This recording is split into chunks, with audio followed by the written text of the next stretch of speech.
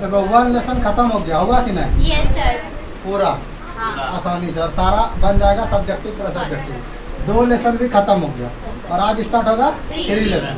इसका नाम क्या है? 2 चरों वाले रैखिक समीकरण युग्म।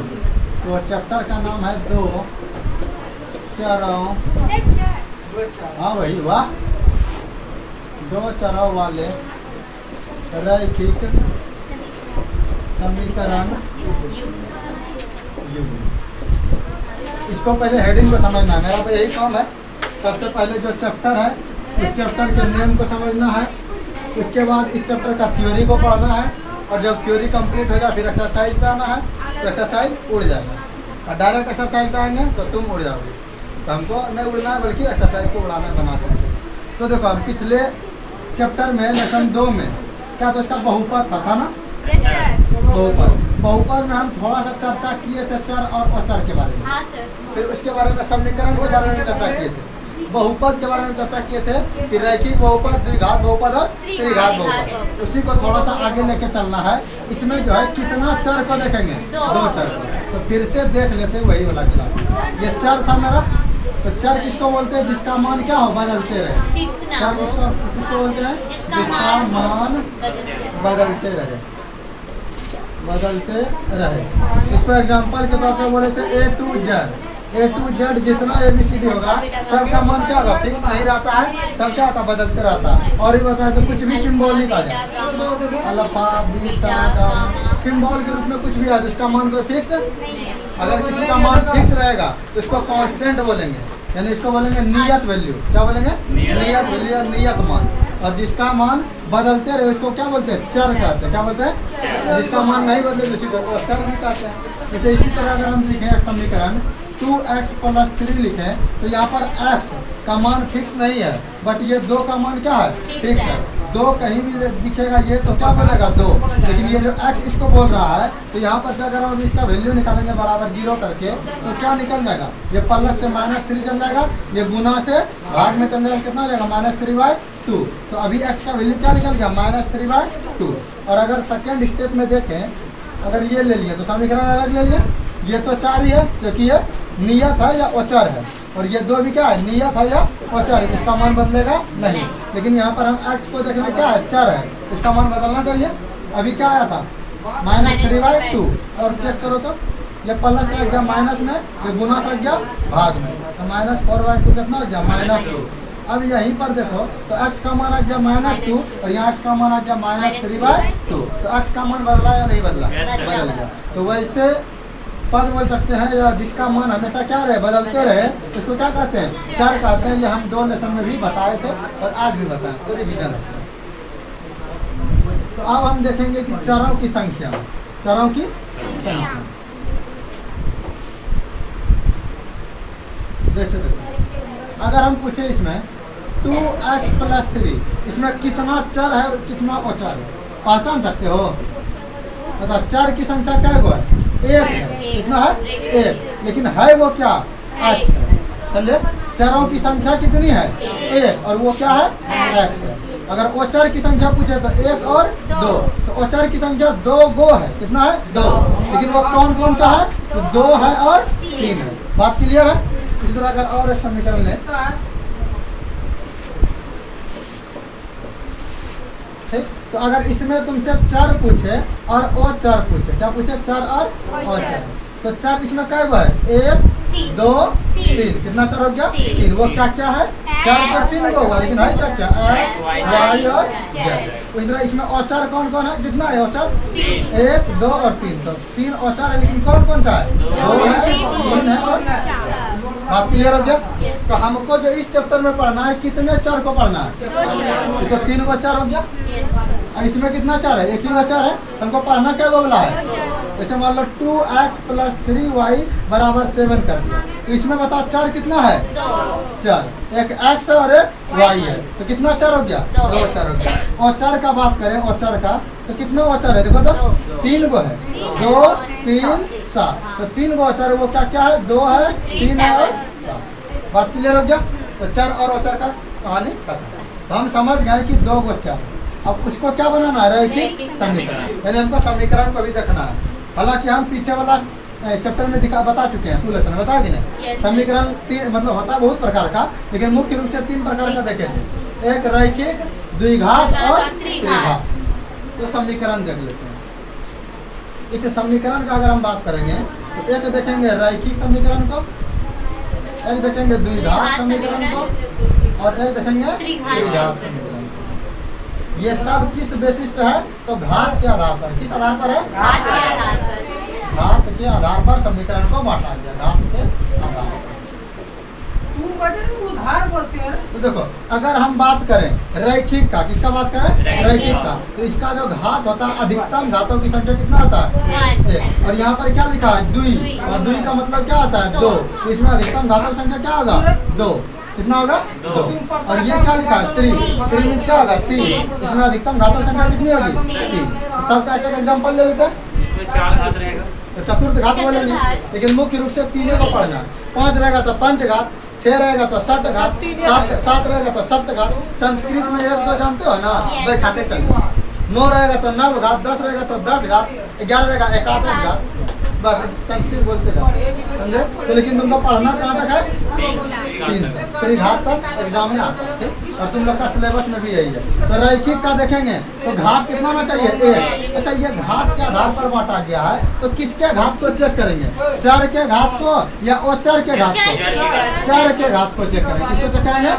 क्योंकि यहाँ लिखा है 2 चरों वाले रैखिक समीकरण, यानी चर का घात देखना है कि वह रैखिक है या नहीं है, वो चर का नहीं देखना। तो चर का घात हम ले रहे हैं 2x + 3y = 7। अब x चर है मेरा, इस पर पावर कितना छिपा है? 1। यहाँ पर भी y चर है, पावर कितना छिपा है? 1। तो बताओ ये घात कितना हो गया? 1।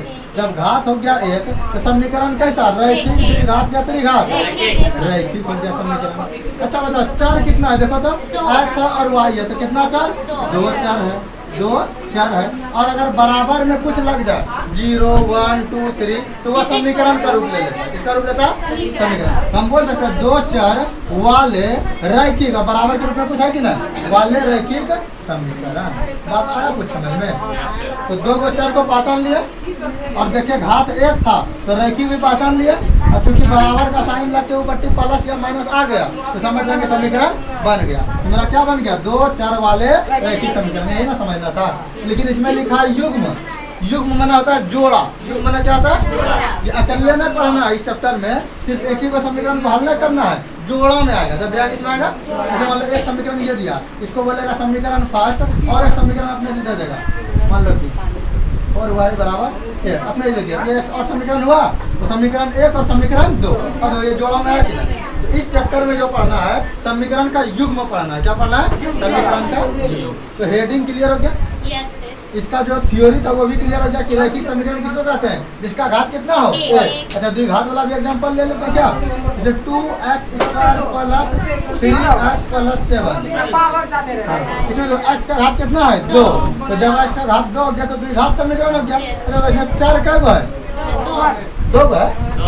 देखो अच्छे से, चर किसको बोलते हैं? ABCD वाले को। तो x कब है? 2 चर हुआ, एक ही चर हुआ। अगर मान लो एक ही आदमी 2 बार आ गया तो 2 आदमी हो गया। एक ही आदमी 2 बार आ जाए तो 2 आदमी हो जाएगा, कि एक ही आदमी रहेगा? कितना टाइम तक गया? 2 बार। तो देखो x कितने बार आ गया? 2 बार। तो चर कितना है? एक ही है, बट कितने बार आया है? 2 बार। तो पूछना भी है। तो अगर हम इसी में ऐसे कर दें, अब देखो हो गया तो द्विघात हो गया कितना? तो क्या अधिकतम घात कितना है? 2 है। लेकिन कि यहाँ पर देखें तो ये मेरा x क्या है? चर है, और y भी क्या है? चर है। तो कितना चर हो गया? 2 चर। ठीक है ना सर? अब त्रिघात का एग्जांपल देख लें। तो त्रिघात का एग्जांपल में घात कितना होगा? 3। तो x³ + 3x² + 4 = 0। कुछ कर दो। तो अधिकतम घात कितना है? तो अधिकतम घात जो रहता है उसी को हम क्या कहते हैं? त्रिघात। उसी के आधार पर हम बहुपद का नाम रखते हैं, त्रिघात बहुपद या त्रिघात समीकरण बोल सकते हैं। समझ गया? हालांकि ये सब टॉपिक किसका था? 2 लेसन का। हमको मुख्य रूप से इसमें किसको लिखना है? रैखिक को। तो रैखिक आया तो ये भी साथ में उसका भाई दोस्त था, उसको भी बता दिया, थोड़ा रिवीजन हो गया 2 लेसन का। और मेन इसमें हमको पढ़ना किसमें क्वेश्चन है रैखिक समीकरण। कैसा रैखिक समीकरण? तो दो चर वाला रैखिक समीकरण। और अकेले पढ़ना की जोड़ा में? जोड़ा में, युग्म में पढ़ना। तो देखो जो भी चैप्टर का फेयर बनाओगे ना तो सबसे पहले क्या लिखना उसका थ्योरी। नहीं तो पता चले सब पढ़ा दिए तुम लोग फेयर बनाओगे 3.1 से सारा थ्योरी को। और जब ऑब्जेक्टिव आएगा तो कहाँ से आएगा? थ्योरी से। ऑब्जेक्टिव कहाँ से आता है? थ्योरी से। फंस जाओगे जाके, ताकि भूल गए रहेंगे, भूल गए रहोगे। तो क्या करना है इसको? तो पहले इसको फेयर में थ्योरी को बनाना है, उसके बाद कहाँ से एक्सरसाइज को बनाना है। ठीक है, इसको मिटा देना है मोबाइल से। इतना सा तो कष्ट करना ही ना पड़ेगा। कष्ट करोगे तभी तो फर्स्ट आओगे।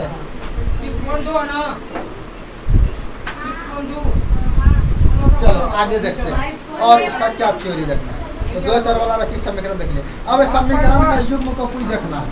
जैसे हम समीकरण देखें 2x + 3y = 7। ठीक, मान लो और एक समीकरण ले लिए 4x + 6y = 40। तो ये समीकरण एक मान लिया, ये समीकरण दो मान लिया। ये समझा दिया कि नहीं? समीकरण है कि नहीं? सर अगर हम 6 के जगह पे 7 माने तो कुछ भी मान सकते। फिलहाल के लिए अभी समीकरण लेके समझा रहे। अब इसका कुछ ना कुछ ग्राफ भी बनेगा। क्या बनेगा? अच्छा पहले इसको एक बार देख लेते हैं, फिर उसको देखेंगे। और हम बताए थे वो चीज, इसके गुणांक को बोलेंगे a। हालांकि उस चैप्टर में बताए थे स्क्वायर के गुणांक को a, फिर x के गुणांक को b और कांस्टेंट टर्म को c। द्विघात में, फिर त्रिघात में बोले थे क्यूब वाले को a, स्क्वायर वाले को b, x वाले को c, संख्या वाले को d। इसमें बोले थे द्विघात वाले मेरे 2 लेसन बोले थे कि नहीं? तो हालांकि हमको इसमें देख लेना है x का गुणांक को a, y के गुणांक को b और संख्या वाले को c। x के गुणांक को a, y के गुणांक को b और संख्या वाले को अगर y वाला पहले दे दे तो इस पे सीधा कर लेना है। मतलब x को ही a मानना है और y को ही क्या मानना है? b मानना है। तो अगर हम यहाँ पर सर मेरा x y की जगह कुछ और नहीं देगा। हाँ ABCD दे सकता, t दे सकता, जो भी दे सकता, कुछ भी देगा ना। तो पहला जो रहेगा ना उसी को a मान लेंगे। लेकिन x y जब दिया गया तो x वाले क्या मानना सीधा, समझे? तो सीधा कर रहे तो कोई दिक्कत ना है, y वाले को भी a मान सकते, इससे कोई दिक्कत है? ठीक। तो अगर हम यहाँ पर लिखें समीकरण 1 से, समीकरण 1 तो समीकरण 1 में मेरा a बराबर क्या लिख सकते हैं? देखो तो 2, खाली 2 है ना, चिन्ह के साथ लिखना है। b बराबर क्या लिख सकते हैं? 3, तो चिन्ह तो प्लस छिपा हुआ है। और c बराबर लिखेंगे। अच्छा ये प्लस में जरा के हमेशा कोशिश करना है कि इसको ई पट्टी ला के लिखना, एक ही साइड लेकर लिखना। तो इसको अगर इधर लेते आएंगे तो क्या बन जाएगा? 2x + 3y - 7 = 0 बनेगा। तो मेरा c क्या आ गया? -7। तो c के जगह क्या -7। कोई दिक्कत? उसी तरह अगर हम समीकरण 2 से लिखें, किससे लिखें? समीकरण 2 से तो a होगा, इसमें b होगा और c। तो इसको हम बोलेंगे a1 b1 c1। 1 क्यों लगाएं? क्योंकि समीकरण 1 के लिए है। और 2 क्यों लगाएंगे? क्योंकि समीकरण 2 के लिए। एक मिल ना जाएगा, दोनों में चोरी कर लेगा, बोलेगा ये हमरो है ना। मान लो के साथ बचपन में कलम उलम लेके जाते हो चोरा उलता होगा, बोलेगा ज्यादा खत्म है, मेरा नया वाला है, तुम्हारा पुराना। तो एक के जैसा जो रहता है उसमें कुछ ना कुछ दाग देते थे, अलता मार देते थे। गेंद हम लोग खेलते थे, अलता मार देते थे। चोरा बोले हम मेरा अलता मारा हुआ है तो चोरी नहीं कर पाएगा। ये समीकरण 1 के लिए है a1 b1 c1 और 2 के लिए है a2 b2 और c2। तो a2 के जगह पे क्या आ जाएगा? देखो तो 4 और b2 की जगह क्या आ जाएगा? 6 और c2 की जगह क्या आ जाएगा? इधर आ जाएगा, इधर जैसे माइनस में आ जाएगा तो -14। बात क्लियर है? अब यहाँ पर जब ना इसका अनुपात निकाल के चेक करेंगे। अनुपात मतलब होता है बटे यानी भाग। अनुपात मतलब बटे मतलब क्या होता है? भाग। ठीक। तो अगर हम अनुपात निकालें तो a1 बटे a2, अनुपात मतलब क्या बोले? भाग। तो a1 का अनुपात a1 से करेंगे, a2 से करेंगे, b1 का अनुपात b2 से करेंगे और c1 का अनुपात c2 से करेंगे। तो कितना हो जाएगा? देखो जरा, 2 बार 4 हो जाएगा क्या? a1 का 2 और a2 का 4, छठा तो कितना आ जाएगा? देखो 1/2। अगर हम करें b1/b2 तो कितना हो जाएगा? 3/6। कितना हो गया? 1/2। c1/c2 कितना हो गया? -7/14 कट गया 1/2। तो सब बराबर हुआ कि ना? समझ गया ना? तो यहाँ पर हम देखें कि जब हम इस समीकरण का अनुपात निकालें, समीकरण 1 और समीकरण 2 का, तो इसका जो अनुपात हुआ, तीनों अनुपात क्या हो गया? बराबर है। तो हम यहाँ पर एक बात लिख सकते हैं इधर लिख देते हैं A1/A2 बराबर B1/B2 बराबर C1/C2। कोई दिक्कत? और जब ऐसा हो जाता है ना, तो ऐसा जब हम समीकरण खींचेंगे तो ये समीकरण हो जाता है समपाती। मतलब इसका जब हम ग्राफ खींचेंगे ना, क्या खींचेंगे? ग्राफ। अभी हम ग्राफ के बारे में भी बताएंगे, इसके बारे में बताएंगे ग्राफ के बारे में। फिलहाल अभी समझ लेना है कि अगर इस दोनों समीकरण का ग्राफ खींचते, अगर इस दोनों समीकरण का ग्राफ खींचते इस तरह से, तो कुछ एक ही जैसा लाइन होता है। ऐसे मान लो इस समीकरण का ग्राफ हो गया ये, मान लिया ऊपर वाला समीकरण एक का ग्राफ हो गया ये वाला, तो जब दूसरा का हम ग्राफ खींचते हैं ना, तो इसी के ऊपर आ जाता है, कहीं नहीं जाता, इसी के ऊपर दूसरा भी आ जाता है, सेम टू सेम मान निकलता है। यानी हम बोल सकते हैं कि एक ही के ऊपर दूसरा चढ़ के बैठे। मान लो बस में सीट नहीं मिल रहा था, गोदी में बैठ गया, उस पर चढ़ के बैठ जाता है ना, पर जीबी, मतलब एक जीबी पे जो दूसरा जीबी रहता है पर जीबी हो गया, समझे? तो वो तो खाने के लिए सिर्फ रहता है, बाकी कोई काम के लिए नहीं। ये खाने के लिए ना हमेशा उसी पर बैठे रहते हैं हर एक माह। हमको नहीं पता ये विक्रम पैताल क्या मूवी का पार्ट है क्या, पता नहीं है। देखो फिलहाल ये समझना है, अगर मान लो बस में जा रहे सीट नहीं है तो अपने दोस्त को गोदे में बैठा लेंगे, हम भी उसी सीट पे बैठे हैं और वो भी उसी सीट पे बैठा है कि नहीं की जगह पे, तो उसी तरह ये बैठ गया इसी के ऊपर। इसको बोलते हैं समपाती। क्या बोलते हैं? तो ऐसा जब हम हल करेंगे इसका रैखिक समीकरण कैसा आ जाएगा? समपाती हो जाएगा। क्या आ जाएगा? समपाती। और जब समपाती हो जाएगा तो देखो इस समीकरण का जितना मान होगा उतना इस समीकरण का होगा, सेम वैल्यू होगा, और जितना इस समीकरण का उतना होगा उतना इस समीकरण का, यानी दोनों का सेम वैल्यू होगा। तो जितना मान रखते जाओ मान निकलते जाएगा, इसको हम बोलेंगे अनंत हल होगा। कितना हल होगा? इसका बहुत सारा हल होगा या अनेक हल होगा। अनंत हल बोला या अनेक हल। इसको जब हम हल करेंगे ना इसका अनेक हल निकलेगा। नहीं समझ में आ रहा अनेक हल कैसे निकलेगा? जब हम समीकरण को हल करके बताएंगे ना तब बताएं इसका अनेक हल कैसे होता है। फिलहाल के लिए समझो कि जब रैखिक समीकरण समपाती हो जाता है, कौन समीकरण? रैखिक समीकरण समपाती हो जाता है तो इसका कितना हल होता है? अनेक हल होता है या अनंत हल होता है। और इस कंडीशन में ग्राफ क्या होता है? दूसरे के ऊपर आ जाता है। एक ग्राफ के ऊपर दूसरा क्या हो जाएगा? दूसरा ग्राफ हो जाएगा। तो जब हम इसका ग्राफ खींचेंगे ना बोल देगा तो समीकरण दे देगा। ग्राफ 5 नंबर में आता है, 2 समीकरण दे देगा और बोलेगा इसका ग्राफ खींचिए। ग्राफ बना के बताइए। तो बना के बताएंगे, पहले ग्राफ के बारे में समझाएंगे तो ना। पहले अब इस पे उतरे इसको तीनों समझा देते हैं, फिर ग्राफ पे चलेंगे। आधा ही बता, आधा ही खिचड़ी बन गया। अब खिचड़ी बना दो तुम लोग पिछड़ गए, अब पिछड़ गए तो फिर से उठा के फिर समझाना पड़ेगा। खाएंगे पहले खिचड़ी। पिछड़ने देना नहीं है, पहले आराम आराम से जो पढ़ा रहे उसको समझ लो, फिर ग्राफ पे भी चलेंगे वो भी समझ आएगा, फिर इस पे आ जाएंगे। खिचड़ी नहीं बनाना है। तो अभी हम क्या देखें कि जब तीनों मेरा अनुपात बराबर हो गया A1/A2 B1/B2 और C1/C2, तो ऐसे में क्या हुआ? ग्राफ एक दूसरे के ऊपर आ गया और ऐसे कंडीशन को हम क्या कहते हैं? समपाती। अगर घड़ी में 12 बज जाता है पक्का तो तीनों कांटा एक ही के ऊपर आया था, मतलब घड़ी की सुई क्या होगी? समपाती हो गया। तो समपाती हो गया तो इस दोनों के बीच कितना डिग्री का कोण बनेगा? 0 डिग्री। एक मतलब कि मान लो एक सुई है और दूसरा सुई उसी के ऊपर आ गया तो कौन बना? कहाँ बना? दूर रहेगा तब ना कौन बनेगा। दो रेखाओं के बीच के झुकाव को कौन कहते हैं? जैसे ये है कितना झुकाव, यही ना कौन बनेगा। जैसे ये है झुकाव कौन बनेगा, लेकिन इसी के ऊपर चढ़ के बैठ गया तो अब कहाँ से कौन बनेगा? तो 0 डिग्री। समपाती के दौरान कितना डिग्री कौन बनेगा? 0 डिग्री का कौन बनेगा। अब अगला कंडीशन देखते हैं। ये तो तीनों बराबर हो गया, हो सकता है लास्ट वाला बराबर ना हो। अगर हम चेक करें इसको कर दें, मान लो कोई समीकरण ले लेते हैं इसी में से, मान लो यहाँ 14 के लिए क्या कर देते हैं? 16 कर देते हैं। ठीक, तो ये दोनों कंडीशन तो हूबहू रहेगा, समझना आपको। अगर हम 14 के जगह 16 कर देते हैं तो ये -16 होगा। अब हम उधर चेंज नहीं करेंगे, तुमको डायरेक्ट यहाँ पर समझना है। ठीक, अगर हम इस 14 के जगह क्या कर दें? 16, तो ये दोनों कंडीशन तो हूबहू रहेगा। तो अगर हम C1/C2 निकालेंगे क्या निकालेंगे? C1/C2, तो -7 -16 ये दोनों कट जाएगा तो क्या बचेगा? 7/16।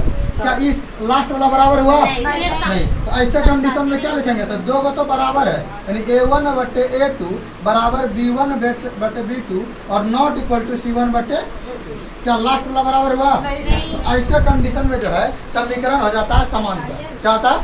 अभी हम इसको बताएंगे। समांतर मतलब ट्रेन का पटरी देखे हो?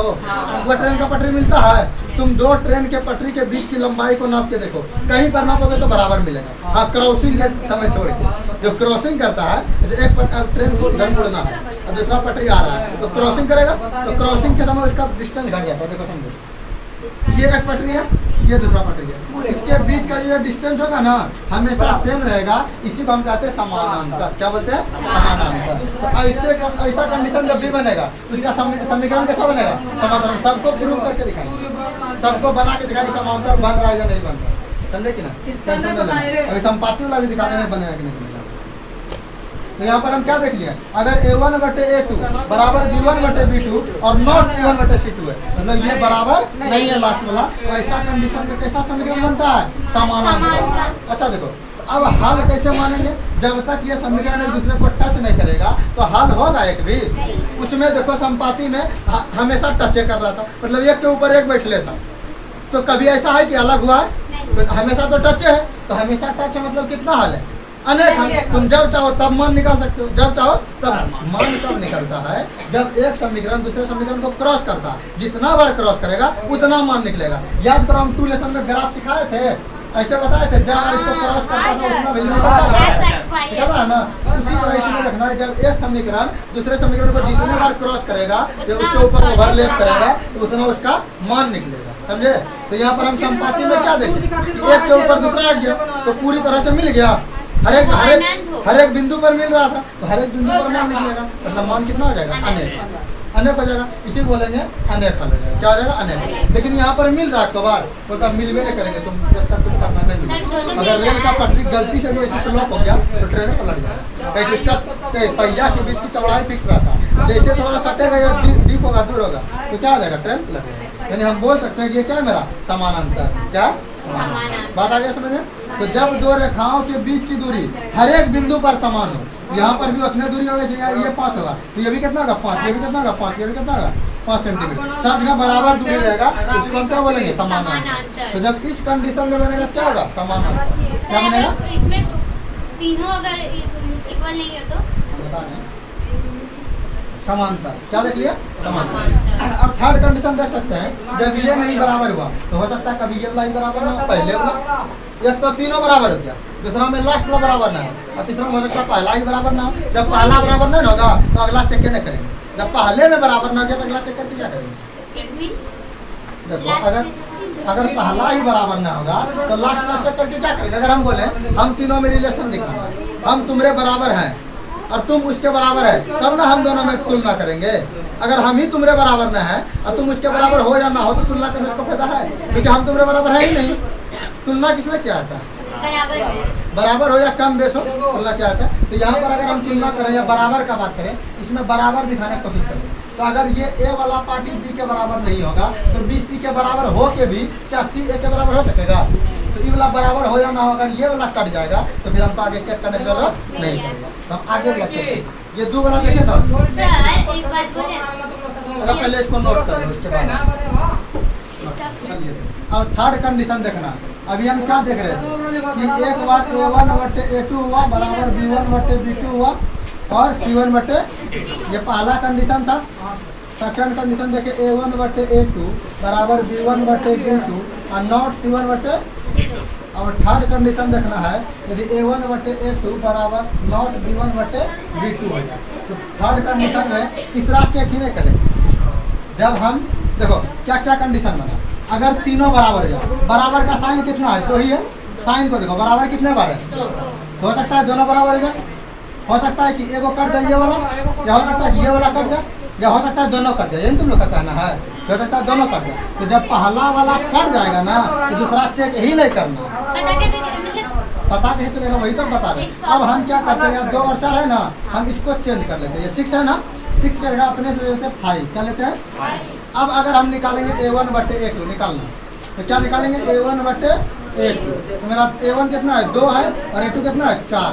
तो 1/2 हो गया और B1/B2 करो तो कितना हो गया? 3/5। तो क्या बराबर हुआ? ये दोनों बराबर हुआ।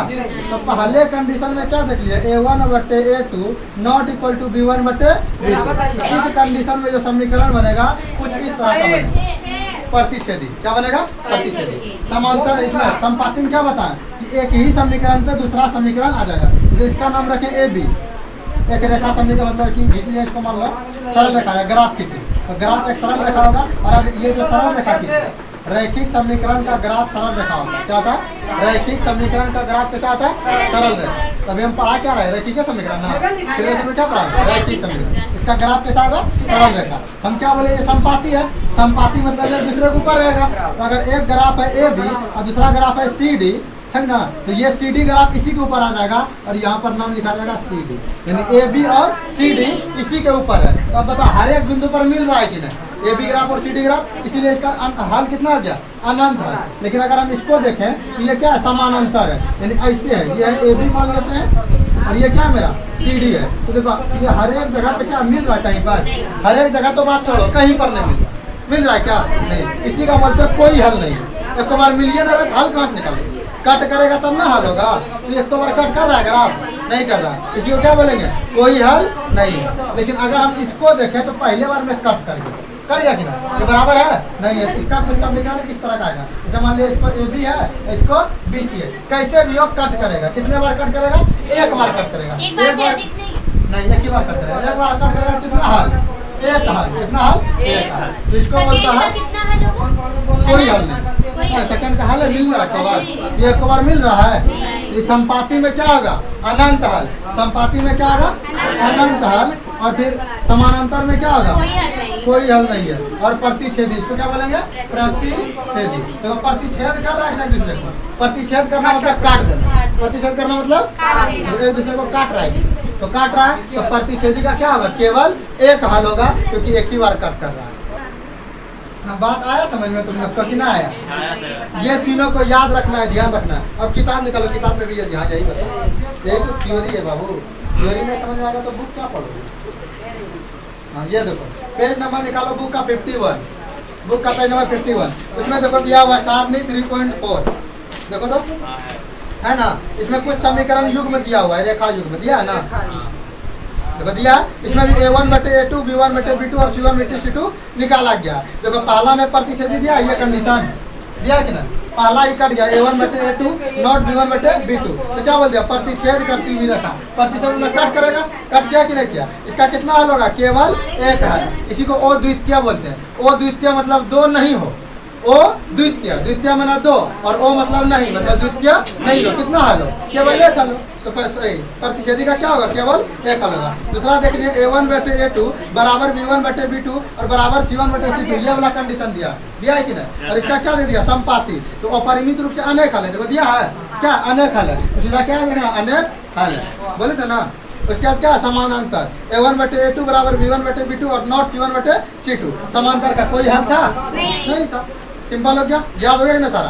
तो मेरा काम था याद करवाना, समझा आ गया। अब हम कल का चैप्टर में देखेंगे क्या? ग्राफ। कि ग्राफ कैसे बनाना है, ग्राफ होता क्या है, उसको समझना है। फिर इसको ग्राफ पर दिखाना, प्रूव करके कि क्या सच में अगर ऐसा प्रतिच्छेदी होगा तो उसका एक हल है, या क्या सच में समांतर होगा तो मतलब कि कोई हल नहीं है, या फिर क्या सच में अगर संपाती है तो उसका अनेक हल है। तो इसको कल हम कल के क्लास बटे A2 बराबर B1 बटे B2 बराबर C1 बटे। ये कैसा था? संपाती। कैसा था? मतलब एक ही के ऊपर दूसरा हो गया था। और जब ऐसा हो जाए तो बार बार एक दूसरे को टच करेगा तो अनंत हल हो गया था। कितना हल हो गया था? अनंत हल। तो हल कितना हो गया था? अनंत हल। और परिमित रूप से अनेक हल। दूसरा किए थे A1 बटे A2 बराबर B1 बटे B2 और नॉट इक्वल टू C1 बटे C2। इसको बोल दिए थे समांतर। क्या बोल दिए थे? समांतर। जब समांतर और रेल, इसका चित्र ऐसे बनेगा। ये हो गया अगर ये A हो गया तो इसी के ऊपर और एक बना देंगे ऐसे करके। इसी के ऊपर CD, तो एक ही ऊपर दोनों आ गया। इसी क्या बोल देंगे? संपाती। और समांतर मान लो कि ये हो गया AB का ग्राफ और ये हो गया CD का ग्राफ। तो बताओ इन दोनों के बीच की दूरी हमेशा क्या है? समान है। ये क्या क्या समांतर एक बार कट कर रहा है, इसका कोई हल नहीं होगा। सिग्निफिकेंट मतलब इसका मालूम नहीं होगा। तो कोई हल नहीं है, कोई हल नहीं है। ये सब बता दीजिए पिछले क्लास में। और A1 बटे A2 नॉट B1 बटे B2। इसलिए ये क्या था तुम्हारा? प्रतिच्छेदी था। क्या था? प्रतिच्छेदी। इसका केवल क्या था? एक हल था, क्योंकि इसका इस तरह का कोई जवाब बनेगा। तो कितना बार कट किया है? एक बार कट किया, केवल एक हल। बात क्लियर है? ये तो पिछले क्लास में बताए थे। इसको मिटाते हैं, आगे चलते हैं। आज थोड़ा देख लेते हैं ग्राफ। ग्राफ देखने से पहले इसमें जो है ना कुछ नियम आएगा। जैसे समीकरण को हल करने की विधियां आएगा। जैसे एक आएगा विलोपन विधि, दूसरा आएगा प्रतिस्थापन विधि, तीसरा आएगा वज्र गुणन विधि। ये सब विधि है समीकरण को हल करने। तो फिलहाल अभी हम विलोपन विधि से हल कर देंगे और समझ में भी आ जाएगा। ठीक, अभी हम कोई सा भी ग्राफ देख लेते हैं, कोई सा भी ग्राफ देख लेते हैं जिसको हल करना है। जैसे मान लो एक ग्राफ लिए हम 2x माइनस वाई बराबर 2 और दूसरा ग्राफ ले लिए 4x माइनस वाई बराबर 4। ठीक, ये ले लिए। अब इस ग्राफ को हमको क्या करना है? ग्राफ नहीं, ये समीकरण है। समझाएगी ना पढ़ाई ना फर्स्ट क्लास। मतलब इसमें चर कितना है? 2 गो। घात कितना है? 1। तो चर हो गया 2, 2 चर वाला रैखिक है ना। घात कितना है? क्या है? तो रैखिक और समीकरण। जब ये हम पहला क्लास बता रहे थे उसमें हम ये थ्योरी के बारे में बताए थे। और चैप्टर का नाम भी क्या यही है? 2 चर वाले समीकरण युग्म था। क्या था? युग्म। ये तो पूरी हम देखो समझना है कि नहीं। इसमें चर कब है? 2 गो। घात कितना है? 1। तो चर 2 गो है तो 2 चर, घात 1 है तो रैखिक, बराबर के ऊपर है तो समीकरण, और जोड़ों में है 1 गो और 2 गो। तो युग्म क्लियर है। इसको मान लेते समीकरण 1, इसको मान लेते समीकरण। बात क्लियर है। तो हम पहला तरीका रामबाण तरीका बता रहे हैं। क्या बता रहे? रामबाण। हमको अगर समीकरण 1 से चलना, किसे चलना समीकरण? हम ग्राफ सिखा रहे हैं। क्या सिखा रहे हैं? अच्छा, ग्राफ के बारे में कुछ बिंदु जान लो।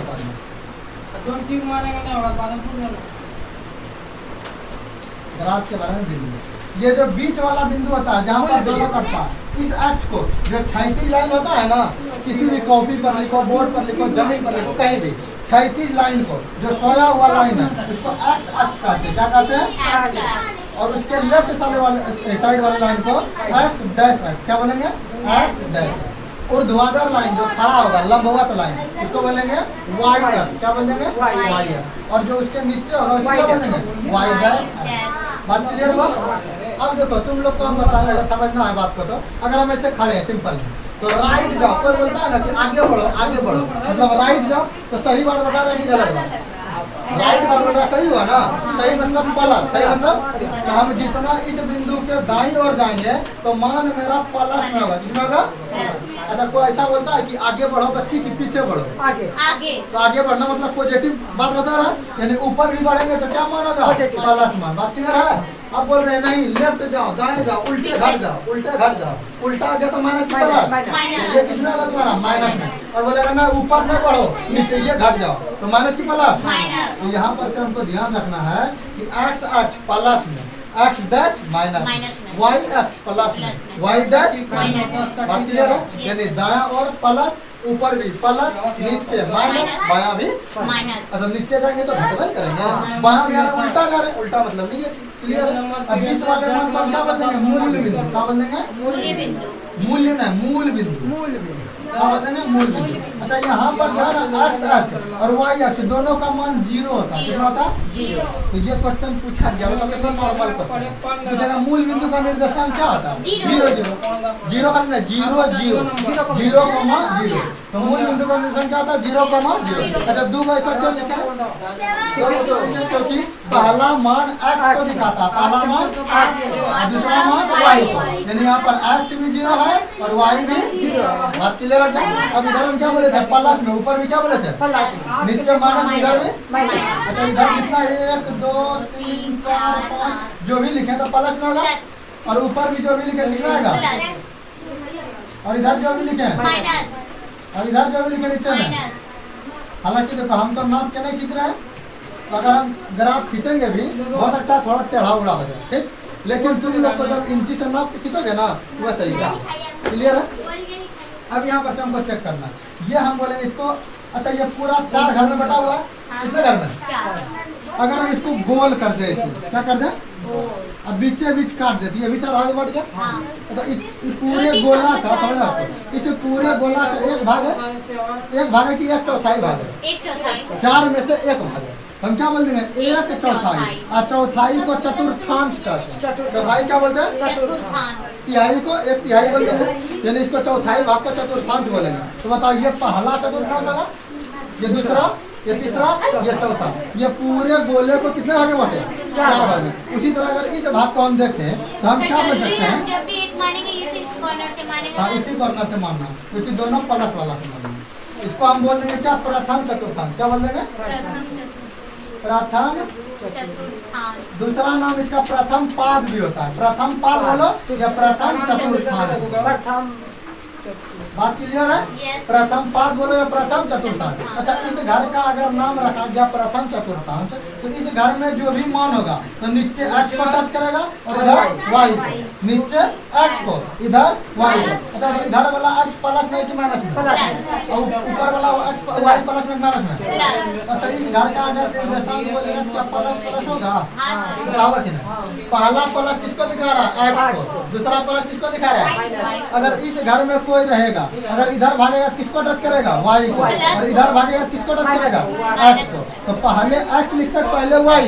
अच्छा, इस घर का नाम प्रथम पाद या प्रथम चतुर्थांश, इसका नाम द्वितीय चतुर्थांश। ऐसे लिख देंगे, द्वितीय पाद या द्वितीय चतुर्थांश। इसको क्या बोल देंगे? तृतीय चतुर्थांश या तृतीय पाद। इसको क्या बोल देंगे? चतुर्थ चतुर्थांश। चतुर्थ चतुर्थांश या चतुर्थ पाद बोल देंगे। कोई दिक्कत?